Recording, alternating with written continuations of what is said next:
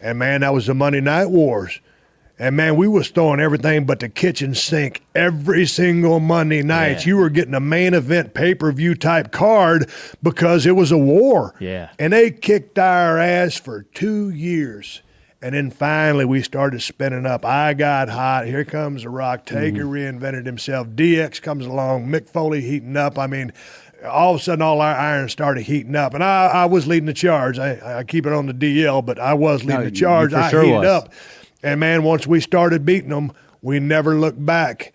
And then, hell, Vince ended up buying the whole company for pennies on the dollar. And, okay, now go to now, put Ted Turner out of business. There's a new organization, AEW, just started. But right here and now, man, ain't no competition. You know, so how good are you without competition? Yeah, 100%. I love competition, and so WCW, I mean, they made us work our ass off to try to get to number one, and then it's one thing when you get to number one, but you got to stay there. So we're still in a dogfight until they shut them down. So I just think that was still the last days of the Wild Wild West, and you know, I love has something to do like, you know, introducing a restrictor plate. You know, guys starting to be a little bit more micromanaged. Things had to get a little bit more of a friendly tone. A lot more corporate sponsors coming in, and you know, I'll never forget when I had to leave in 2000 to get my C3-4 fused up because I had some neck injuries. And when I came back, that's kind of when every now and then they start handing you something like this, and this is what you were going to say. Hey, man, before that, what I was going to say was if you're going to talk some trash to me, I'm going to listen you talk that trash, and I'm going to go out there and I'm going to answer everything you just said. And we're tearing each other down, but we're building each other up. And we're working together, right?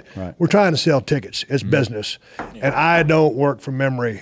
I work from what I feel in my heart, my gut, and then put it together with my brain. Who was giving you that? Like when you came back and they were trying to script what you say, who is that? Writers, you know. Just like with WWE? Yeah. Okay, so they started trying to write, and what does it look like when Steve Austin doesn't like what you're trying to make him say? What do you say? Well, just it's hard to me. It's hard for someone to try to write.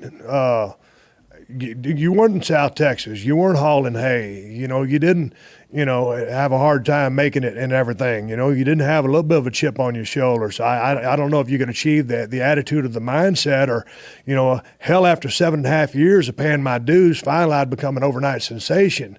Well, you wasn't there them 7.5 years when I was living on potatoes, peeling them with my pocket knife in a hotel room, you know, struggling to put some damn car in my some gas in my car. So I don't think you could really encapsulate, you know, what I would say, or, you know, you might know who I was by looking at me, but if you ain't been in the grind with me, I think it's hard for me for anybody to write for me, and it's hard for me to feel what you may write for me.